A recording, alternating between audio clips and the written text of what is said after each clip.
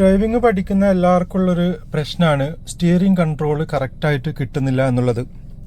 എന്തുകൊണ്ടാണ് നിങ്ങൾക്ക് steering control കിട്ടാത്തത് എന്നതിനെ പറ്റിയിട്ടാണ് ഈ വീഡിയോയിൽ പറയുന്നത്. കാര്യങ്ങൾ കറക്റ്റായിട്ട് നിങ്ങൾ കണ്ട് മനസ്സിലാക്കുക. ഇത്തരം കാര്യങ്ങളൊക്കെ ഉൾപ്പെടുത്തിക്കൊണ്ട് ആർട്ട് ഓഫ് ഡ്രൈവിംഗ് എന്നൊരു പ്രോഗ്രാം ഉണ്ട് എൻ്റെ. ഇതൊരു 1 ഡേ ട്രെയിനിങ് പ്രോഗ്രാമാണ്. പ്രോഗ്രാമിൽ പങ്കെടുത്തു കഴിഞ്ഞാൽ നിങ്ങൾക്ക് പേടിയില്ലാതെ ഡ്രൈവ് ചെയ്യാൻ കഴിയും. പങ്കെടുക്കാൻ താല്പര്യമുള്ള ആളുകൾ സ്ക്രീനിൽ കാണുന്ന വാട്സപ്പ് നമ്പറിൽ കോൺടാക്ട് ചെയ്യുക. ഇനി സ്റ്റിയറിംഗിൻ്റെ കേസിലേക്ക് വരാം. ആദ്യം നിങ്ങൾ മനസ്സിലാക്കേണ്ടത്, ഡ്രൈവിംഗ് പഠിക്കുന്ന എല്ലാവരും ചെയ്യുന്ന പ്രധാനപ്പെട്ട തെറ്റെന്താണെന്നറിയോ?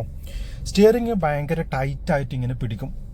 ഭയങ്കര ടൈറ്റായിട്ടായിരിക്കും പിടിക്കുക. എന്നിട്ട് വണ്ടി പോകുന്നത് എങ്ങനെ അതിനനുസരിച്ച് ഇങ്ങനെ സ്റ്റിയറിംഗ് തിരിച്ചുകൊണ്ടേയിരിക്കും. അവർ വിചാരിക്കുന്നത് എന്താണെന്ന് വെച്ച് കഴിഞ്ഞാൽ ഞാനിങ്ങനെ കറക്റ്റായിട്ട് എപ്പോഴും തിരിച്ചുകൊണ്ടേയിരിക്കണം, എന്നാൽ മാത്രമേ വണ്ടി കറക്റ്റായിട്ട് പോവുകയുള്ളൂ എന്ന്.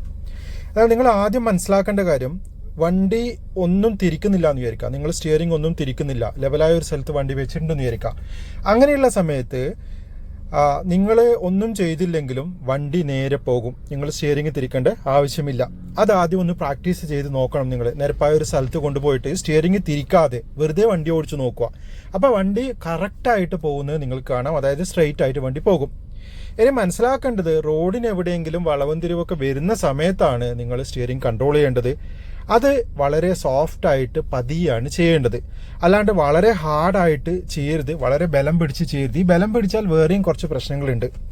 ഒന്ന്, നിങ്ങൾക്ക് ഫ്ലെക്സിബിലിറ്റി ഉണ്ടാവില്ല. തിരിക്കാൻ വളരെ ഈസി ആയിട്ട് നിങ്ങൾക്ക് തിരിക്കാൻ കഴിയില്ല. കൈ പിടിക്കേണ്ട രീതിയൊക്കെ ഞാൻ മുമ്പ് ഡീറ്റെയിൽ ആയിട്ട് വീഡിയോ ചെയ്തിട്ടുണ്ട്. ഏകദേശം 1700ഓളം വീഡിയോസ് ഞാൻ ഡ്രൈവിംഗ് റിലേറ്റഡ് അപ്ലോഡ് ചെയ്തിട്ടുണ്ട്. അപ്പോൾ പഴയ വീഡിയോസൊക്കെ നിങ്ങൾ കാണുക. ബേസിക് ഒരുപാട് വീഡിയോസ് ഞാൻ ചെയ്തിട്ടുണ്ട്, അതുകൊണ്ടാണ് അതൊക്കെ ഇവിടെ പറയാത്തത്.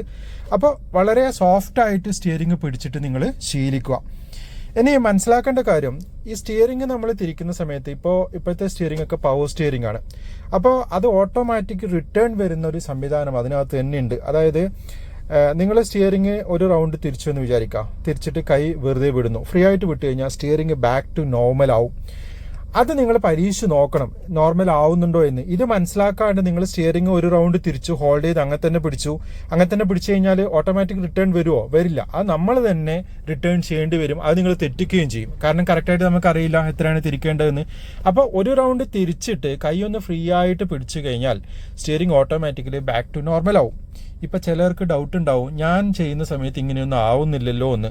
നിങ്ങൾ ചെയ്യുന്ന സമയത്ത് ചിലപ്പോൾ ഒരുപക്ഷെ അങ്ങനെ ആയിട്ടുണ്ടാവില്ല. അതിന് കാരണം എന്താണെന്നറിയോ? വളരെ മെല്ലെ പോകുന്ന സമയത്ത് ഈ ഓട്ടോമാറ്റിക് റിട്ടേൺ വരുന്ന സംവിധാനം വർക്കാവുകയില്ല. അപ്പം ഒരു മിനിമം സ്പീഡിലുണ്ടെങ്കിലാണ് ഈ സംവിധാനം വർക്കാവുക. അപ്പോൾ ഇത് നിങ്ങളൊന്ന് ചെയ്ത് നോക്കുക, ഇങ്ങനെ റിട്ടേൺ വരുന്നുണ്ടോ. അപ്പോൾ അതിന് വേണ്ടത് നിങ്ങൾ സോഫ്റ്റായിട്ട് ഹാൻഡിൽ ചെയ്യുക എന്നുള്ളതാണ്. അങ്ങനെ ഹാൻഡിൽ ചെയ്യാൻ നിങ്ങൾ പഠിച്ചു കഴിഞ്ഞാൽ വളരെ ഈസി ആയിട്ട് നിങ്ങൾക്ക് സ്റ്റിയറിംഗ് കൺട്രോൾ ചെയ്യാൻ വേണ്ടിയിട്ട് കഴിയും. അപ്പോൾ ഇതൊക്കെ പ്രാക്ടിക്കലായിട്ട് നിങ്ങൾക്ക് എൻ്റെ അടുത്ത് വന്നാൽ പഠിക്കാം. ആർട്ട് ഓഫ് ഡ്രൈവിംഗ് പ്രോഗ്രാമിൽ നിങ്ങൾ ജോയിൻ ചെയ്യണം.